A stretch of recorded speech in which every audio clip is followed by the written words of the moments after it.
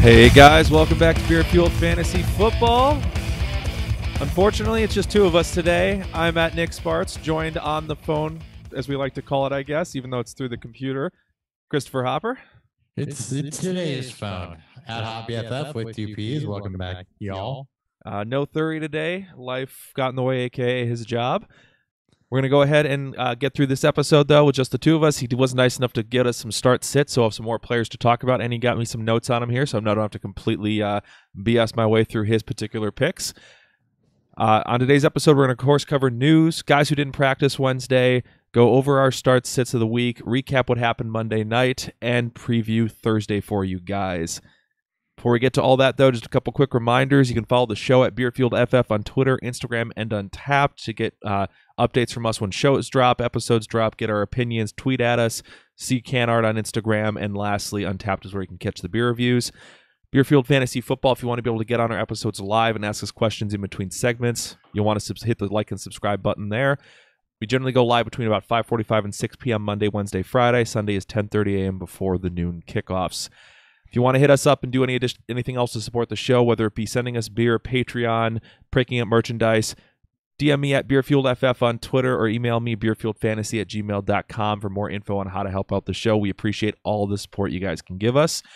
Before we get into all the segments for today's episode, though, got to get into what the Hopper beer brought on. Hopper brought on. Before you do that. Before I do that? One more shout out that they didn't add to this. So, as an entry into our redraft league, we had asked that one of the qualifiers was a donation to Scott Fish and Fantasy Cares. The total numbers are out for that. Fantasy Cares raised $44,500 this year, which is a major uptick from last year.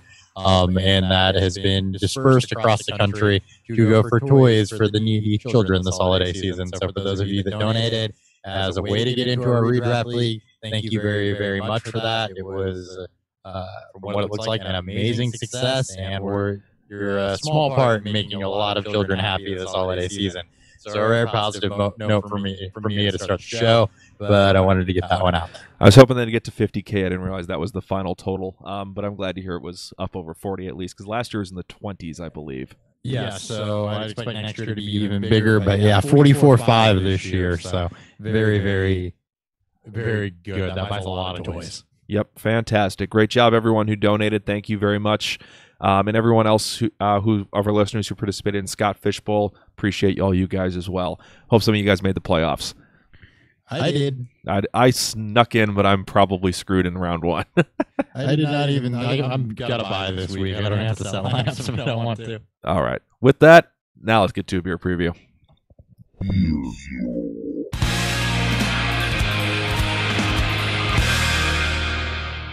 And since the temperature dropped out from under us here in the Illinois-St. Louis area, I think this is an appropriate one for this episode, and it is Winter Grind by Mother's Brewing Company, based out of Springfield, Missouri, which that's, about 2 hours southwest of where you're at?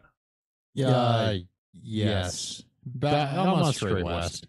Almost straight west? Yeah. Okay. This is their I thought Columbia was straight west. Columbia is a little bit north, I believe. Okay. My Missouri geography isn't all the way up yet. Okay. It's west somewhere. It is west, yeah, because we went through it on our way to Oklahoma. So. It's west central Missouri.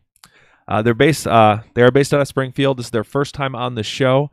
Winter Grind is a 6% ABV coffee stout, and we'll get you a full review once we get through our weekly starts and sits.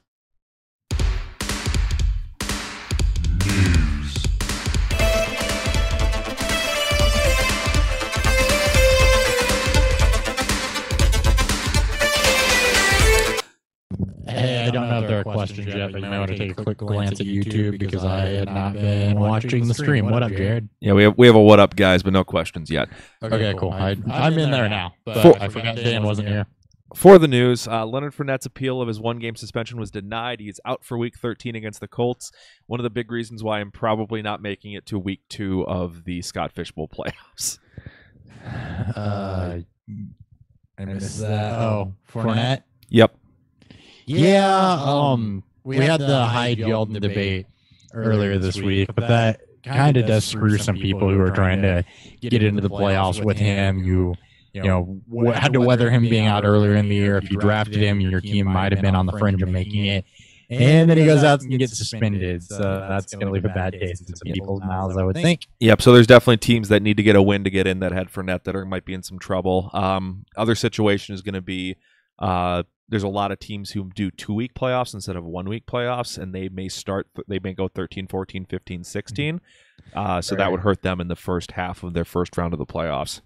For sure. And Jared's got questions coming in, so let's finish this news segment. It's a short one, so we'll get to you in just a second, Jared. Yep. The only other piece of news we got is that the Ravens plan to start Lamar Jackson Week 13. This is coming from NFL Network's Mike Garofalo against the Falcons. He may start beyond that, but at the very least, he's going to start Week 13, it looks like. Yep. Still plenty of mixed reviews of what happens when Flacco's back, but Flacco is not cleared yet, so it will be Lamar Jackson this week. Yeah, they're not. It sounds like they're not even going to discuss it openly until we get to that point. More on him later. Yep. Before we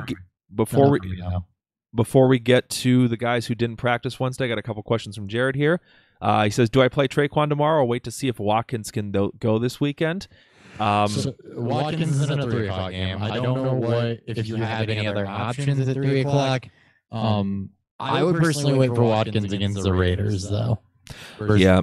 I'd much rather play Watkins if I knew he was going to go. Hopefully, you should get the practice report tomorrow.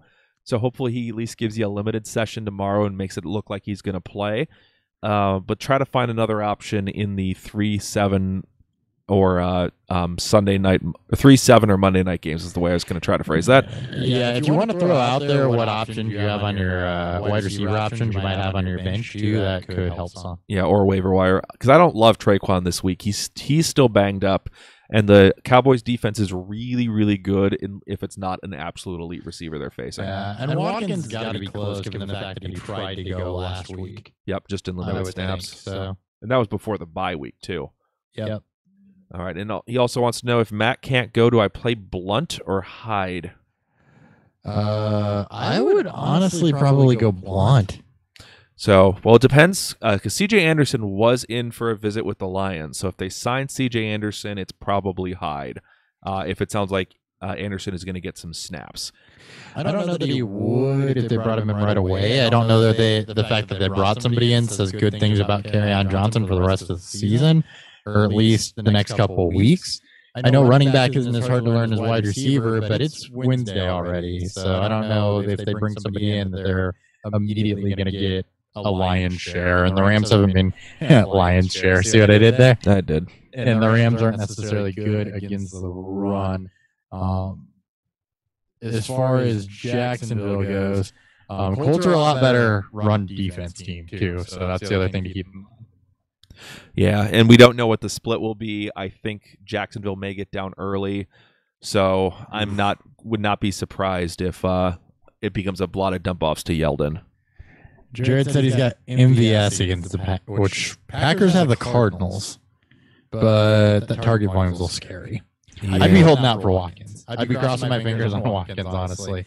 Yeah, just as an example, I'm playing Josh Reynolds over Traquan this week. Yeah.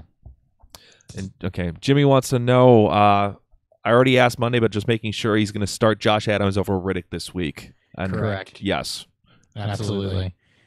And does Michael Thomas have another dud this week, or should we see him go back to Tier 1? I think he goes back to Tier 1. Yeah. I think that this is a much closer game. Yeah, and the elite wide receivers have been the only people who have really torched the Cowboys. They've faced Hopkins and Julio. They combined for about 250 yards and a touchdown. So I think Michael Thomas probably at least gets you 100 this week. Mm-hmm. All right, let's go ahead and move on to some guys who didn't practice this week before we recap Monday night. Not surprisingly, Kerryon Johnson sidelined still at Wednesday's practice with the news that C.J. Anderson's coming in. How long do we think this guy's going to miss?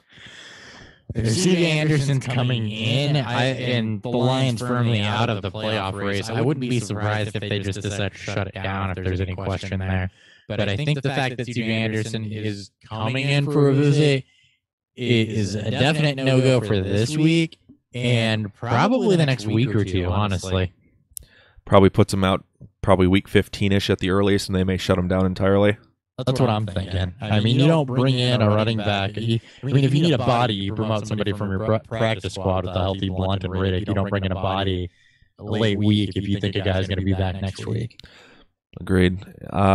This one was a bit of a surprise, but Gus Edwards with his ankle didn't practice on Wednesday. It's definitely something to keep an eye on. Alex Collins, the next note, still not practicing with his foot either. So you got to watch that Ravens backfield real close right now, especially people that were hoping to ride a hot Gus Edwards in next week too, including myself. Yeah, it's definitely a bit of a concern. Up next, we got Stephon Diggs' knee didn't practice on Wednesday. He's almost always dinged up with something. He went a couple weeks without anything, but keep a close eye on this as well. Yeah, this is the time of the season where you, especially veteran players like Diggs, you may not see them practicing Monday, Tuesday, Tuesday, Wednesday. Most teams don't practice Monday. Most teams don't practice Tuesday either. Yeah. Or Wednesday, and then you're looking for they may be limited Thursday. You're looking really at Friday to try to get a gauge on if they're going to play or not, because this is where guys are beat up. Teams that may be playoff bound are trying to keep their guys healthy, so they're trying to rest them up during the week.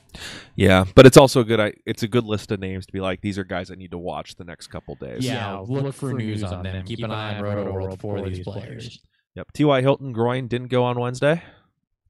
Same thing. He just seems to kind of be beat up most seasons a little bit. So ditto for T.Y. what I said about Diggs.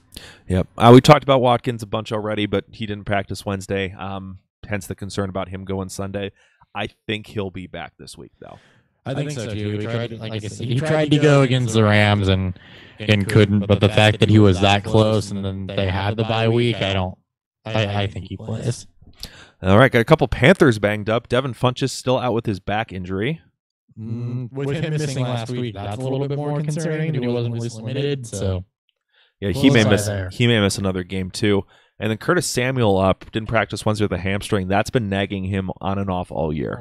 Yeah, that's another one to keep an eye on that I'm actually slightly concerned about if you're playing Curtis Samuel as a boom play. Danny Amendola, knee not practicing Wednesday. He just got 14 snaps in before going out with that knee injury. With Amendola's history, I think he probably misses. I think he does too. He's due to miss some time this year. All right. And all the Eric Ebron owners cry because he, with a back injury that popped up, did not practice Wednesday. He probably goes through it, but I'm a little concerned. I think he'll be all right. I think they put them down to really one viable tight end that they're going to protect him. Evan Ingram hamstring is not practicing on Wednesday. Yeah, this was a little more of a concern given the fact that he hurt it warm-ups and didn't go last week. So he may not go. Okay, keep an eye on that. Yep, keep a close eye on him. And the last one is Vance McDonald with a hip injury. I don't know what it is with tight ends and hips this year. Didn't practice on Wednesday. If he doesn't go, it makes Jesse the Road Dog James, I should say. Yeah, Road Dog Jesse James a must start. Yeah, he becomes a very interesting play once McDonald's out because then he gets all the snaps. Yeah, indeed he does. All right. And with that, we had one game left. We got a recap from Week 12. So let's let you know what the hell happened on Monday night. What the hell happened?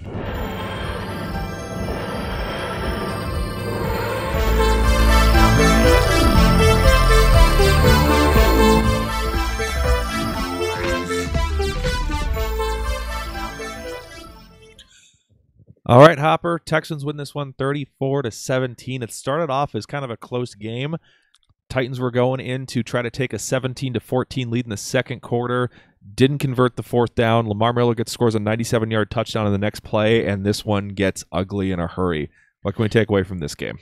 Well, Marcus Mariota continues to play better first off, even though the game wasn't pretty. He was 22 of 23, actually. 303 yards, 2 touchdowns. He did take 6 sacks, which is kind of the catch-22 there. But he ran a little bit, 28 yards on 6 attempts. So Mariota has put himself firmly, to me, back in weekly streaming consideration, at least. Yeah, he was under fire constantly in this game. Most of his passes were dump-offs. He only had a couple deep shots. The big one was the deep shot to Corey Davis for his touchdown. Almost everything else, though, was short, as he just had to get rid of it immediately. He had a good stat line to show for it, though. The stats were better than the film, I can tell you that much. Yep. But sometimes that's what you need. Still fantasy relevant. Mm-hmm. Looking at you, circa 2015 Bortles.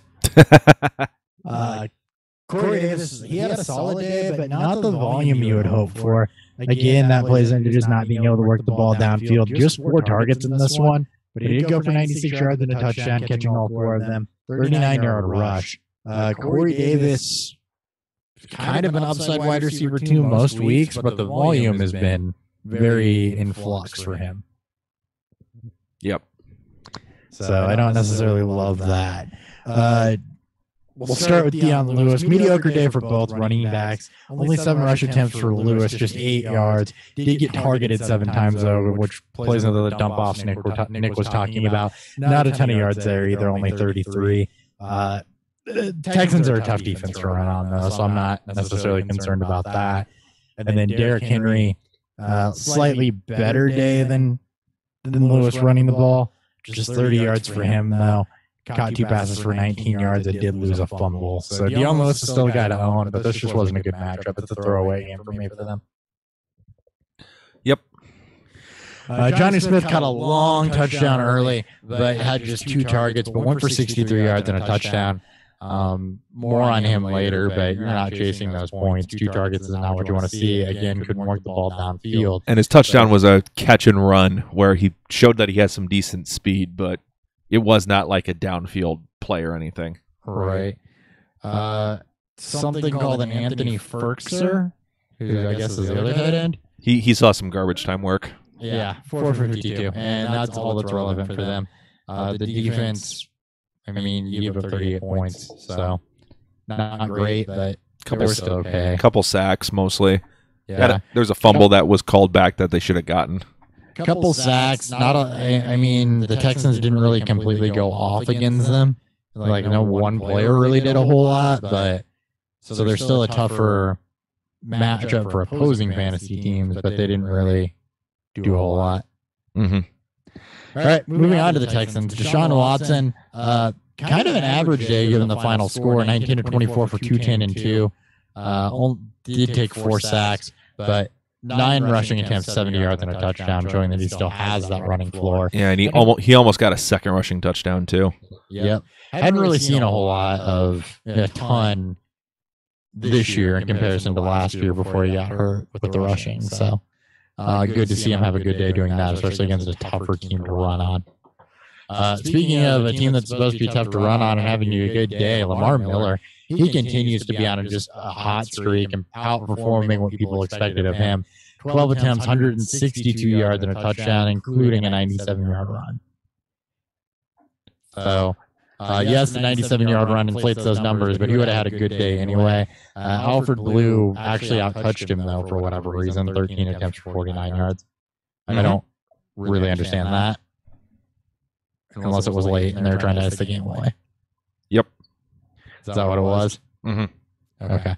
That's what I would have guessed. DeAndre Hopkins, 74 yards, 5 receptions, just kind of a mad day for him. Demarius Thomas did get 5 targets as well. Just 38 yards, but 2 touchdowns. So it seems like he could have some upside going forward. Kiku's target volume dropped off in this one, seeing just 2. Mm-hmm. So concerns about QT, Thomas, is this going to be probably an every other week thing? Good luck picking which one type of situation. I could definitely see it. Thomas finally did something this week. It could have been, too, that the Titans have really struggled with outside coverage, and they just took advantage of it this week. Yeah, with them being up early. I mean, only 24 pass attempts for Watson, so. Mm-hmm. All right, that's all I got on this game. Texans defense, again, fumble recovery, 6 sacks, so good week for them. Yeah, they continue to be excellent. I've had them plugged in as a starter in one league for probably about a month and a half now. Yep, they're kind of a set and forget defense. I mean, not the otherworldly elite type, but it's a very solid week in, week out type. Yeah, not like Jaguars or Vikings last year, or Bears this year, but kind of the next step down. Yep. All right, let's go ahead and talk about some guys you can start or you may want to have sitting on your bench this week. Start 'em, sit 'em.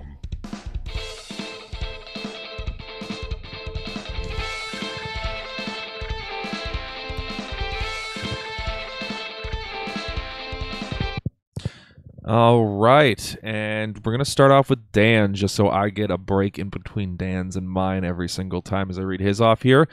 Starting off, and before we get into it, I'm going to call majority of Dan's picks were a little too Easy. Yeah, from what I'm looking at, I would agree. There's a couple in there that are a little bit higher difficulty, but His also not looking at schedule. His flexes are okay, but yeah, the first 4 I'm just like, really? Yeah. All right, but let's start it off first with his quarterback start of the week, which he went with Russell Wilson. Against the San Francisco defense, it's given up 23 touchdowns and only recorded 2 interceptions on the season, 2 sacks total over the past 2 games.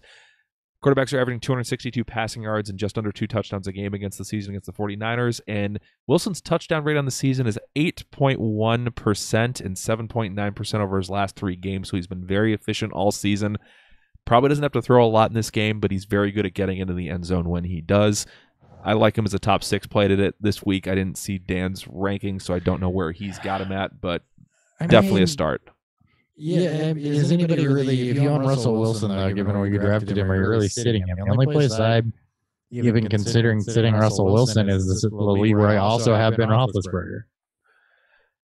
Yeah, I mean, it's got to be a situation where we've got another solid quarterback. I've got a situation where I'm picking between Wilson and Rivers. I think I'm going Wilson this week.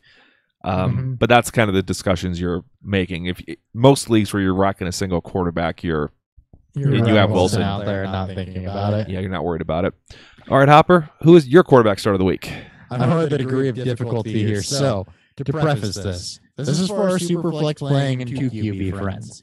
This is for guys who may be down to Joe Flacco, may not have a Mitch Trubisky, lost Alex Smith, down to Blake Bortles because of the benching, lost Andy Dalton to IR. For those guys that are really just in desperate need of a quarterback because they're hard to come by, my start of the week is going to be Josh Allen. One quarterback in the last 6 weeks has been under 15 points versus Miami. 3 touchdowns in the last, at least 3 touchdowns in the last 4 games against them. Passing touchdowns for each quarterback. So quarterbacks are kind of feasting on them. Trubisky is another quarterback that likes to run. Really, the only other rushing quarterback that plays kind of Allen's style. 47 yards on 8 carries, which is a very good yards per carry average. And we saw what Josh Allen did last week under pressure, going for nearly 100 yards. And Allen has 4 rush touchdowns in his last 6 games. I think that this is a game where, especially if you're in desperate need, you can run him out there, and you're probably going to be around that 15-point range and not necessarily disappointed that you started him. He should be a solid play if you lost one of the guys that I mentioned. All right. And my quarterback start of the week is Dan's absolute favorite, Lamar Jackson. He's got 7+ rushing yards in his first 2 starts here. He gets the 2nd worst team in the NFL against opposing quarterbacks, which are the Atlanta Falcons. He's going to keep running the ball. I expect him to continue to be over 70 rushing yards again, as this game should have some points scored in it. And on top of it, he should be able to throw again on him, even though he's not a great passing quarterback, because Atlanta's giving up an average of 285 yards, 2.3 touchdowns, and only 8 total interceptions on the season. So if he can get you 65, 70% of that number with his rushing floor, that's a pretty solid fantasy day. Yep, and we got questions from Project Badass, by the way. Yep. And there's a retracted message that I can't see because you're looking at the dashboard, so I don't know if it was important or not. I think he retracted it, so I cannot actually see it. Okay, gotcha. The first one, Chubb, Connor, Eckler, Edwards, and Standard pick 2. Standard does affect things a little bit. So, a couple caveats. One, we need to find out how serious the ankle issue is with Edwards, because if he's going and fully healthy, it's Connor and Edwards if he's going for me. Yep, and then Eckler would actually be my 3 because Chubb has a tough matchup this week. Yeah, against the Texans. So if I'm putting them in order, it's Connor, Edwards, Eckler, Chubb. Yep. And then the other question was Cam Newton or Ben Roethlisberger. Cam's got the Buccaneers in Tampa. Ben's got the Chargers at home. Yeah, give me Newton. Yeah, better matchup, pretty much. I mean, Ben could come out and lay a complete egg. Newton's been very consistent this year, as weird as that is. But I don't think Ben's going to lay an egg. But give me Newton, just matchup-based, less risk. Agreed. Slightly. It's not me shitting on Rodgers. It's just me playing the matchups there. All right, let's go ahead and jump over to some more running back start of the weeks. And this is the one I think Dan went way too easy on. because he picked the guy who's been RB7 over the last 5 weeks. That's They're Aaron. playing one of the worst run defenses in the league. Yep, Aaron Jones gets the second worst run defense in terms of fantasy points allowed. League leading 14 rushing touchdowns, 4.6 yards per clip. 3 straight games with a touchdown for Aaron Jones, 5 total during that span. 2 against defenses that are top in the league against running backs. I know that's Minnesota. I'm trying to think who the other one they played was that's top. And then pass catching work has increased during this 3-game stretch. He's had 16 targets, 11 catches for 111 yards.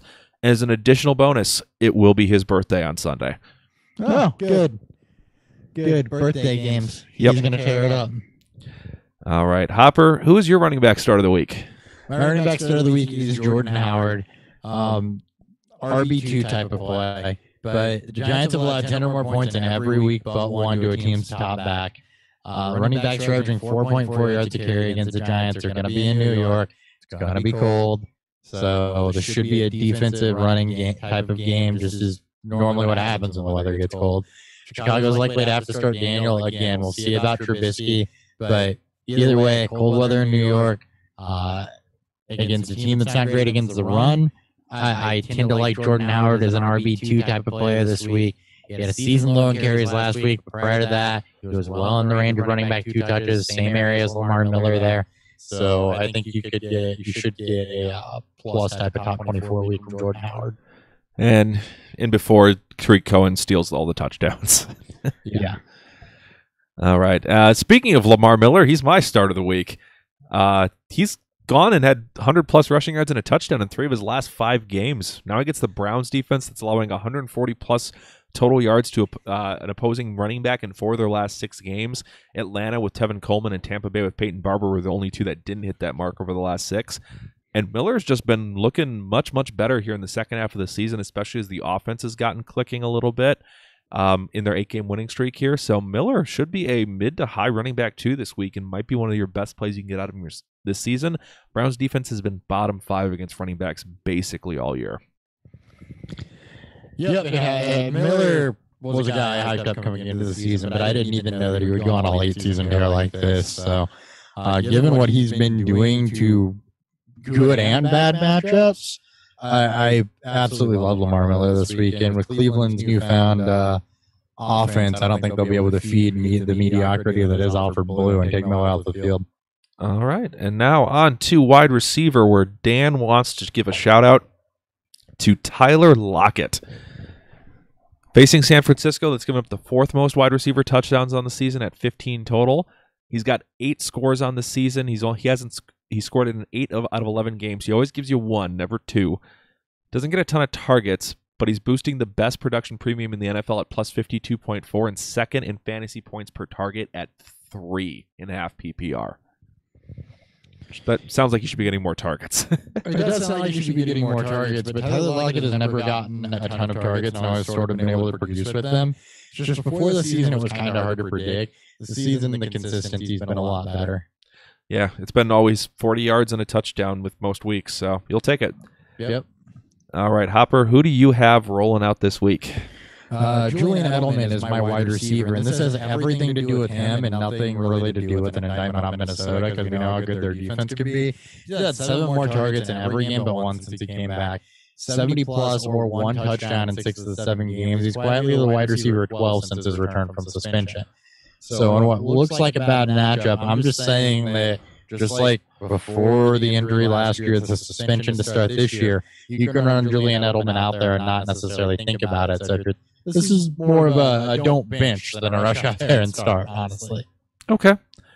But again, not an indictment on the Vikings defense at all. It's just the way that he's been used and what he's been able to do with it.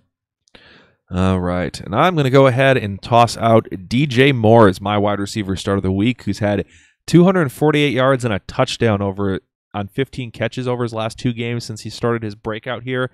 Now he gets a Buccaneers defense that has allowed 70-plus yards and a touchdown in back-to-back weeks to opposing wide receivers. They're a bottom 5 defense against opposing wideouts, and Moore at this point is taken over as the top receiving option. Plus, we may not see Funchess again this week. I like him as a high wide receiver 2 in this matchup. Yep, I got it. DJ Moore was a guy I considered until I realized that you had him there and his name didn't start with the letter J. And I did almost sneak it in there. I thought about it anyway because his name has a J in it. But regardless, DJ Moore is an excellent play this week. He's been on an absolute tear the last couple weeks. There's no punches again against the Bucs. That's a no-brainer. Yeah, so we're gonna try to do silent DJ Moore. It's the Django rule. Django with a T. All right. Just J Moore. All right, moving on to tight ends, where Dan has nominated David Njoku for his tight end of the week. And basically says chasing tight ends is what you're doing to figure out how to play at tight end when you don't have Ertz, Kelsey, Kittle. Destin's given up the fourth most tight end touchdowns with 6, including 3 over the past 4 weeks. Now, David Njoku's inconsistency is well documented, but when it comes to streaming tight ends, you got to chase upside and hope for big games. He gives you a great shot after coming off a nice game against the Bengals. He went 5 for 63 and 1 on 5 targets, so he gets another solid matchup here, and he can be plugged in and started accordingly. Yep. Hopper, you're tossing out the only person left standing in Oakland. Yeah, this is kind of a no-brainer, honestly, but it's Jared Cook. Raiders' top target getter in a matchup that is going to 100% demand throwing, so as Nick said, it's the last option. Kansas City's averaging 10-plus points allowed to the tight end. They've given up 350-plus short performances over the last 4 weeks. That's fourth week. In that fourth week, the one where they didn't give up 50 yards, it was 49 and 2 touchdowns. So they've consistently been allowing points to the tight end. Yes, I know there's a chance that Eric Berry is back, but I would assume he gets eased back in after missing so much time. And really, there's nobody else for the Raiders to throw to in a game where I fully expect them to get blown out. All right. And then my tight end start of the week, I went a little deeper with mine here, and I'm throwing out Gerald Everett as a possible desperation play. Scored 3 touchdowns in his last 2 games, taken over the red zone role since Kupp left with his ACL tear, and I don't think those red zone targets are going away. So even though his volume is limited, I like him as a better than a 50-50 shot to score in this offense rest of season, because I think he is far and away their best red zone target now that Kupp is no longer out of the slot. Yeah, I agree with that entirely, and it showed really the last game. He's not getting the volume that didn't get the volume that Higbee did against the Chiefs, but 2 touchdowns, and you can't argue with that. That's the quickest way to score points. It looked a lot like how Indy was using Doyle and Ebron, where It did. Everett was the red zone guy and Higbee was the between the 20s guy. Yep. So it's a lot of boom, but there is some busts there. Yeah, he could give you a 0. He could also score 3 touchdowns. Yep. All right, on to some flexes where Dan is going to get some brownie points for Hopper for his pick here. It's a pretty obvious one right now, though, honestly. I mean, I might hit on some of his notes here, but I'm just going to go ahead and spitball. The Panthers not great against slot receivers, something I've hammered the last 2 weeks. And Adam Humphries being on an absolute tear over the last 4-ish weeks. It's a match made in heaven. Yep, and then Jackson may not play. He's dealing with an issue. Yep. Panthers have given up the most wide receiver touchdowns over the past 4 weeks at 7. And then on top of it, with Winston this season, he's averaging 6.5 targets, 4.6 catches, 54.6 yards, and he scored a touchdown in each of his last 2 games. Yeah, he's been fantastic. Him and Julian Edelman, I don't think have gotten nearly the hype or the love in the community that they deserve. Yeah, both have been excellent. Adam Humphries especially. We've been... Mm-hmm. Ever since he kind of started his mini Winston breakout here, it's been we've been basically throwing him out there as a, hey, you could start Adam Humphries. I think I might have been the first one on that train. I normally am when you get to that point of the season when you can start Adam Humphries, but he's great. Yeah, you were all of them last year too, but he's definitely produced significantly more consistently this year. Mm-hmm. All right, Hopper, favorite of mine and continuing the J trend. Yeah, that's going to be Josh Adams. Josh Adams, again, after what he's done the last few weeks, even though it hasn't been blow-up games, the efficiency he's shown, you're absolutely going to run out there and start him. Washington's allowed a running back into double digits in each of the last 5 weeks. Zeke Elliott, Lamar Miller, and Mark Ingram, who are all big between the tackle guys, have all performed during that stretch. Actually, I think Ingram was earlier in the year, but you get it. Big between the tackles guys, doesn't matter. They can get it done. And his carries jumped up to 22 last week. Peterson's still claiming he wants to get him more involved. that, you say coach speak, coaches lie. He said before last week he wanted to get more involved, and his touches went from 9 to 22. So I think that Josh Adams is locked and loaded. Washington's run defense has been getting worse and worse as the season has gone on, kind of regressing to the mean. I think that he's a high-end running back here this week. I think a lot of it's due to the offense regressing, and they're just getting the defense. I think is just completely worn out at this point. It's Bears syndrome from last year, where the second half of the season they kind of collapsed on you. Second half of the season and really the second half of games too. Mm-hmm. Yeah, you saw that with the Vikings, I believe not last year, but the year before that as well. When the offense couldn't sustain drives anymore, the defense would just collapse every second half. Yep. All right, and then my first flex is LaShawn McCoy, who has had a really, really, really ugly year, but he's still getting touches. He's gotten 45 over the last 2 games. Now he gets to face the Miami Dolphins, who are giving up 4.85 yards per carry, over 50 receiving yards per game, and LaShawn McCoy is getting 80+% of the touches here. So some of those rushing yards are probably going to go to Josh Allen, Hopper's start of the week, but I think McCoy's going to be heavily involved here. They're going to try to keep him going, and I don't think those touches go down. I expect him to put up a pretty solid game for you this week. I think he does too. And if Josh Allen, which he's done his last 2 starts, I know there was time in between them, but as long as Josh Allen's finding a way to move the ball somehow, it takes pressure off McCoy. And it doesn't have to be at the arm. It can be the dual threat of a run. We've seen it with Gus Edwards and Lamar Jackson. Yep, anything to open up the defense and make them not strictly key on McCoy against a bad run defense will be a big help to him. Absolutely. All right, with our last flexes, Dan's going for the second tight end.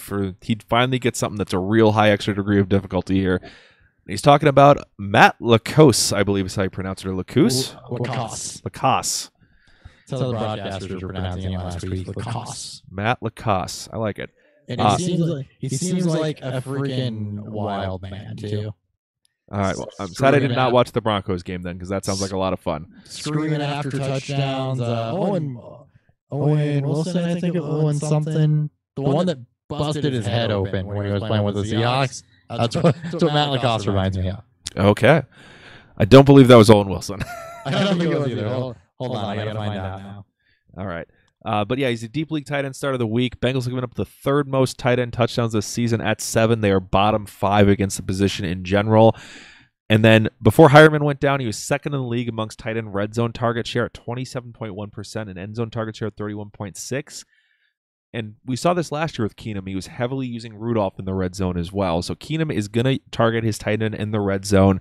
So if Denver moves the ball at all and gets any red zone opportunities, expect some targets to go Matt Lacoste's way and possibly get a good shot at a touchdown this week. I do like him as a streamer, and I did pick him up in a couple deeper places.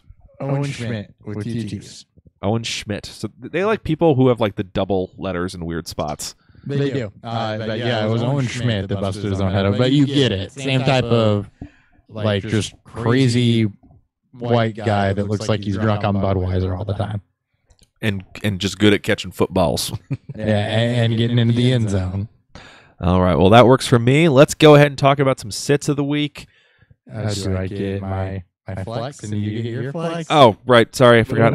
I'm so used to it being mine to finish up the segment that I forgot that I did dance. Hopper, yeah, we're not done yet. Continue with your Jays. All right, I'm going to go Josh Doxson for my second flex.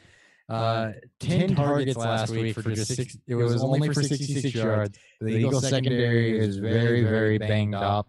I expect the Redskins to have to throw a decent amount this week. Highest volume, catch rate, and second highest yards per reception when targeted more than 5 times this season.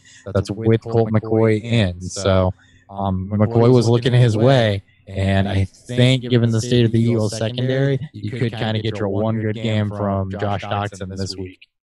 Yep, I'm thankful I don't have to emergency start him anywhere, but I would consider it if I had him and was in a desperate place. And that's what these flex plays are. It's playoff time. We're giving you some deeper cuts.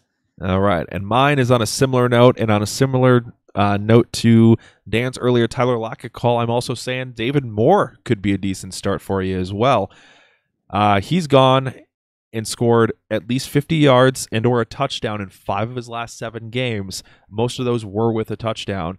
Now he gets a bottom 10 wide receiver defense in the 49ers, who are allowing 166 receiving yards a game to the position, and Evans and Humphreys both just smoked him. So this is similar to Lockett, who Dan mentioned before, but I like him as a sneaky start because Baldwin continues to be banged up less than 100%, and Moore is getting work in those situations where Baldwin is not able to step up. So deeper league play as well, similar to Lacuse, but definitely somebody to keep an eye on. Yeah, and David Moore has been a big play touchdown threat all season, but it's kind of the Paul Richardson role from last year in Seattle that's always worth the weekly start if you absolutely need it. And All right. they do it. All right, and before we get to the sits, Austin's got a question for us. He needs to pick a running back and pick a flex in a PPR league. He's got a pick from Corey Davis, Doug Baldwin, Alshon Jeffrey, Jalen Richard, and Carlos Hyde. So let's start with the running backs. So we got to pick one of those two in full point PPR.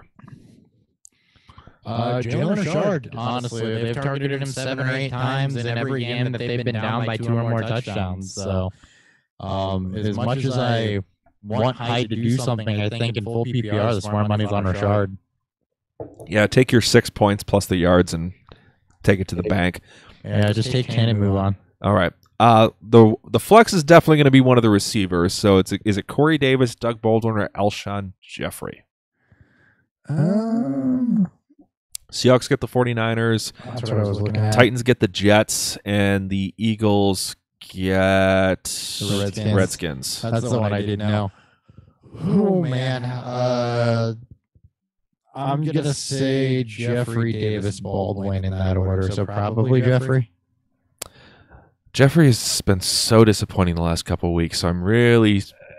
He has, but Josh Norman's been getting smoked. And my only issue with Corey Davis is the volume, and I don't know that Tennessee has to throw a ton. Yeah. And you've seen him put up duds because of that.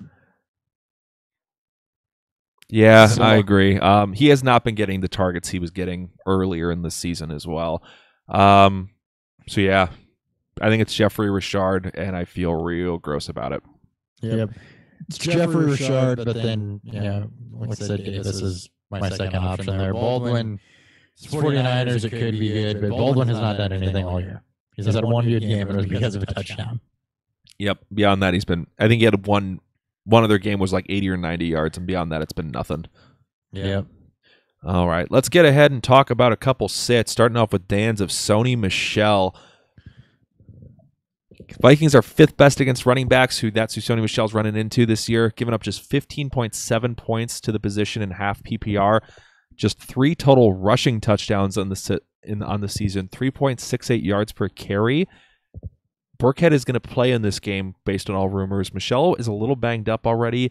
I don't expect Michel to be seeing the 20-plus touches that he's been seeing coming into this game now that Burkhead's off IR. And then the 2 games that Burkhead and Michel were active together, Michel averaged 12 carries, 42 yards, and 2.5 targets with a single catch. Yep. So expect him to be probably close to 15 touches against a top 5 run defense. Try to avoid him if possible. Yep, and I've got an easy transition here. Continuing with the Patriots running backs, Hopper. James White. With Rex Burkhead coming off IR, it's also going to cut into his touches. We talked about this on Monday. Rex Burkhead coming off of IR is going to hurt this backfield from a fantasy perspective. The Patriots getting healthy is cutting to James White's targets as well. He's under 10 in the last 3 weeks. No touchdowns, no 100 scrimmage yard games over the last 2 weeks. And the Vikings are, well, they give up yardage to the running back in the passing game. Haven't given up a ton of touchdowns there. I think that Burkhead cuts into Michel's work even more. The emergence of Josh Gordon, Gronk getting healthy, Julian Edelman coming back has really, really hurt James White's ceiling. So I'm steering clear of that this week. Agreed.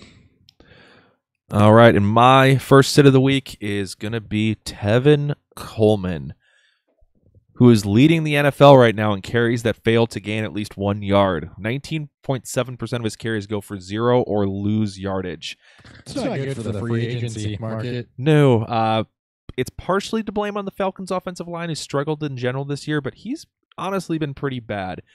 Now he gets the Ravens, who have only allowed 1 running back to have 100-plus total yards against him.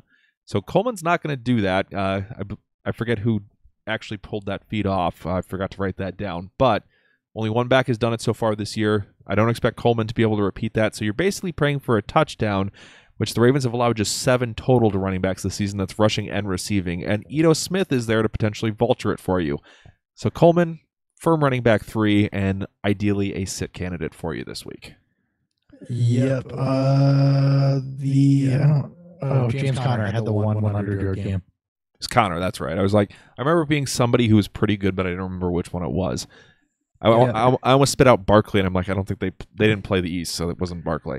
No, it was James Conner, and just taking a quick look at it, he was actually one of only 2 backs to go over 75 rush yards. Mixon's the other. Yep, and Mixon didn't have any receiving work to push him over 100 total.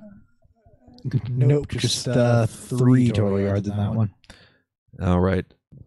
Up next, we've got Dan's second and final sit, and that is Jarvis Landry, who has been just atrocious as of late. Houston's been really good against wide receivers as well, giving up just 7 touchdowns total. And Corey Davis's touchdown Monday night was the only one allowed over the past 3 weeks, and it was a bit of a broken play as well. During the 3-game span, Corey Davis had the most wide receiver yards with 96. Once again, 48 of those came on a broken play. Other than that, Cortland Sutton was the next leader up with 52. Since Jackson has gotten fired, Landry's average stat line is 5.6 targets, 3.6 receptions, 34 yards, and not a single touchdown scored, and his target share has fallen under 20% to 19.3. And over his past 2 games, he has posted a season low in routes run at just 15 and 21. His snap share is 66 and 63.9. Jarvis Landry is just no longer a safe wide receiver to play, and this is a tough matchup. Yep. Good sell job, Dan. I actually agree. Those were some actually pretty good, damn good stats on that one. Yeah. I would agree with that. Not that you had to sell me on not playing Jarvis Landry. I mean, I was already in favor of sitting him, but now I want to just kick him into a ditch. Yeah. All right, Hopper, your 8th J. Who do you got? Jonnu Smith is the 8th J. He's kind of come on the last few weeks as one of Mariota's favorite targets and really the second receiving option on this team, maybe 2B to Deion Lewis and Corey Davis. But 3 tight ends have scored more than 5 points against the Jets. Gronk, Ebron, and Derby in week 2. Derby needed a touchdown to do it. Other than that, they've been 5 or fewer, including a couple of goose eggs. Gronk's touchdown is the only one allowed to the position over the last 5 weeks, just the 4th on the season. 2 of those touchdowns came in the Indy game. Jamal Adams for the Jets has been absolutely shut down on the tight end position. I don't expect anything out of Jonnu Smith this week, so do not go chasing those points. All right, and my second sit is also a tight end, and that is show favorite Chris Herndon the 4th. We've been a big fat fan of Chris Herndon this year. We recommend him as a streaming candidate multiple times, but now he runs into the Titans, who are the best against the league against the tight end position. Haven't allowed a single tight end touchdown this season. Only tight end to break 45 yards is Zach Ertz. It took 14 targets, 10 receptions to get over 100 yards, and he's the only person to even be anywhere near that mark. Every other tight end has been under 45 yards, and only 3, including Ertz, have broken the 30-yard floor line we often look at. He has a terrible floor play this week. I would try to look elsewhere if you can. All right. With that, you ready to review a beer, Hopper? I am ready to review a beer. The cool part about on-call with the new location and the new job is, 1, it doesn't take me away for a long time, and 2, I can shut the microphone off. There you go. All right. Review time. Beer review.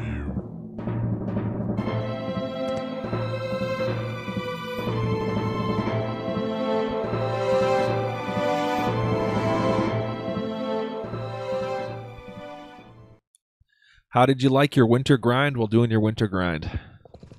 Surprisingly good coffee stout. I'm usually not... Coffee stouts that taste like black coffee, I'm usually not the biggest fan of because they're excessively bitter. But this one does a really good job of being smooth. It's not overly alcoholic, which it should be for 6%. But it's a very, very soothing beer on a very, very cold day. I think that you get a kind of a hint of a dark chocolate bitterness on it, but nothing more than that. It's just very, very mild. Just tastes like a really smooth black coffee. I mean, yeah, it tastes almost identical to a well-made cold brew coffee. This is fantastic. This is probably my favorite coffee stout I've ever had, and I like coffee stouts. But man, it's a real smooth, consistent flavor. It doesn't overwhelm you in any part of the palate.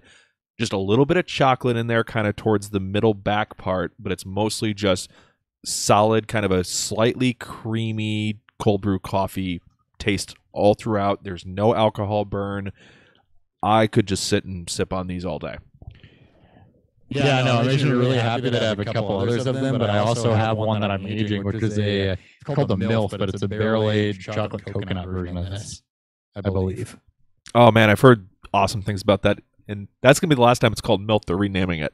Are they? Yeah, I forget what they're changing the name to, but it's something else they're going to call it for their next brew.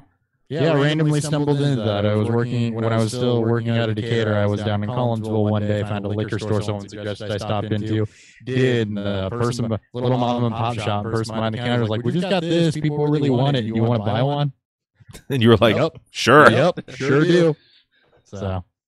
Yeah, I've heard good things about them. I actually didn't know they were so close to here. I thought they were an East Coast brewery, so I was really excited to get them on here for an episode, and hopefully we can get some more on soon. No, we may have to plan a pit stop on our way to NFFC this year. Could be an idea. All right, guys. That's it for the beer review. Shout out Mothers for the winter grind, and let's go ahead and preview Thursday night. Weekly preview.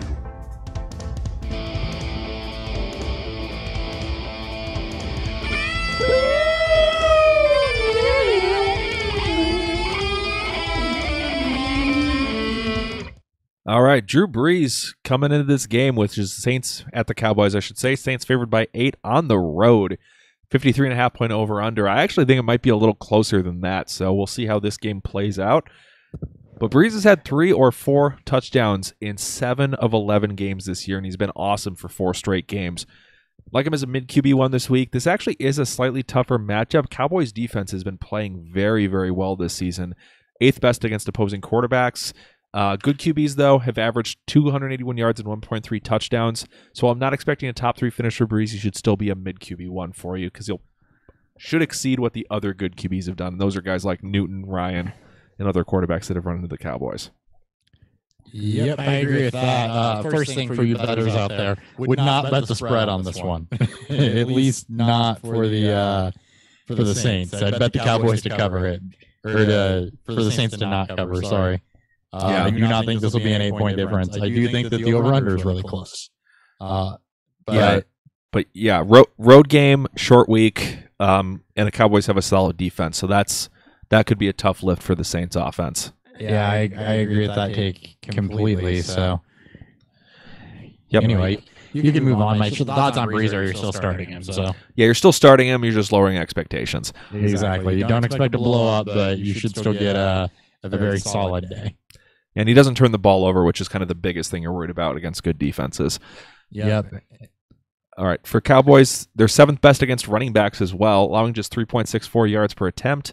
So Kamara, obvious must start every single week. He scored 8 touchdowns in his last 5 games and at least 1 touchdown against including at least 1 touchdown against the Ravens and Vikings, both which are even better defenses than the top 7 Cowboys are.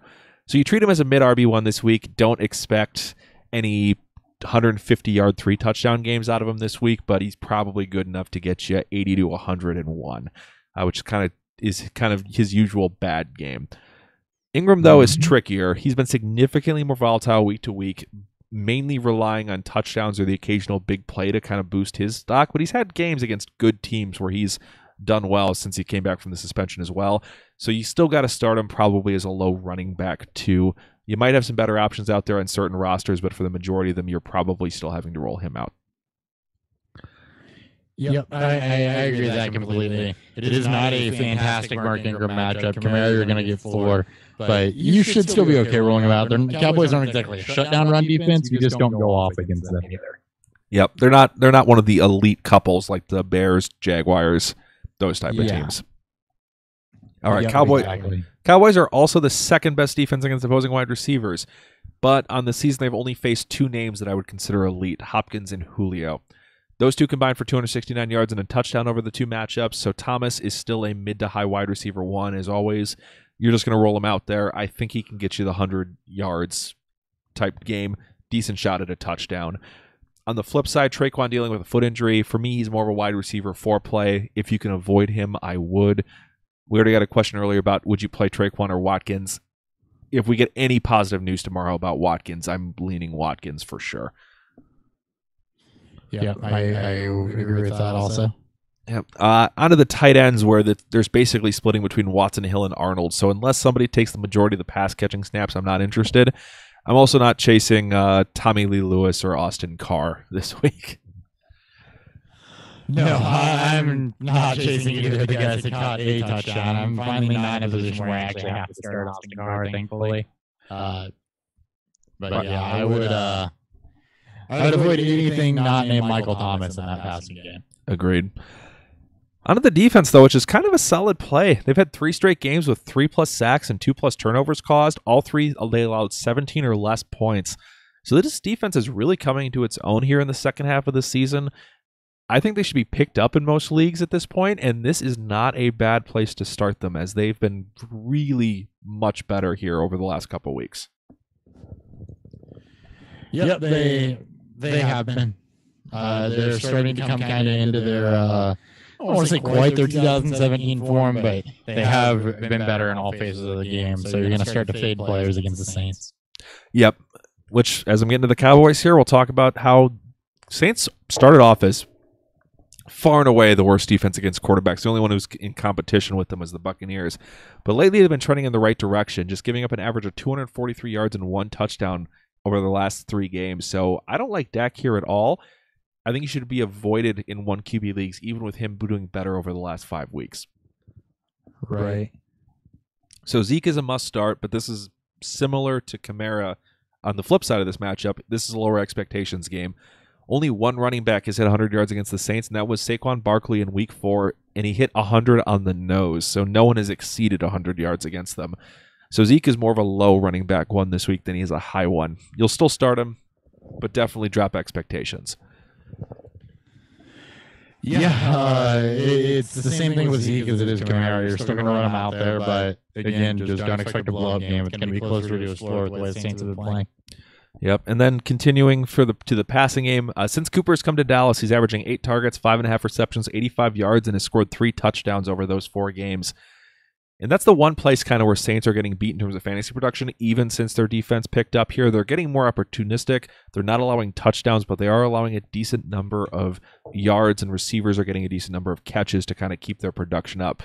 So Cooper's a mid to low wide receiver 2 this week. You can probably run him out there without too much concern. If you got a situation where maybe you have somebody you're worried about, like a T.Y. Hilton or Stephon Diggs, you could possibly sub in Cooper if you're looking for more of a floor play, or if you're dealing with some of the more banged up players like Funchess and stuff. I would much rather get Cooper in there than those type of plays. The rest of the passing game, though, is on the bench. Since Cooper was traded to Dallas, only 1 total touchdown in 4 games to another wide receiver, and not a single one of them has broken 60 yards receiving. It has really turned into the Cooper show since he got to town. Yeah, Amari Cooper has been great for this offense, and it's been covered by a lot of outlets, but I don't know how much I like him this week on Lattimore, but he's been the one guy. So I think that what he's done since he's got to Dallas, you got to feel pretty comfortable starting him. But again, like most players in this game, I don't expect a lot of them to have huge games. I think everybody's almost a floor game. All right, and then our last note here is just for the defense. They are on the bench. They've overperformed this year. They've been much better than we were expecting, but you never, ever start a defense against the Saints. They just do not get sacked. They do not cause turnovers, and they score a lot of points. So it's just a bad situation all around. Yep. All right, and to put a bow on Wednesday's episode here, we are Beerfield Fantasy Football. As always, follow us at Beerfield FF on Twitter, Instagram, and Untapped. We'll be back Friday to preview all 15 Sunday, Monday games, so get those questions ready as well. Follow us at Beerfield Fantasy Football on YouTube. Hit that subscribe button if you want to be able to jump in and ask questions like some people did on today's episodes. Shout out to all you guys who did. Sunday, we do a live Q&A show. Usually at least 2 of us here. Sometimes we get all 3 to answer all your start-sit questions before kickoff. We start about 10:30 in the morning, and that is Central Time. We got 15 games to preview Friday, so we're going to try to move quickly for that. Expect a little bit longer episode, though, for the next 4 weeks on Fridays, with us having to cover 15 games. We got Christopher Hopper down in St. Louis. Hot BFF with UPs. Thank you guys for joining us today, as always, and we'll see you Friday. Yep, we'll see you Friday. Tweet at FurryBFF to let him know that you're disappointed he missed the game and that he should get his schedule fixed. I am at Nick Sparts, and we will catch you. Just do that anytime Thury's not here for the rest of the year. Exactly. It's going to happen again, I promise. It will. And I am at Nick Sparts. We will catch you guys next time on Beer Fueled Fantasy Football. See ya. Later.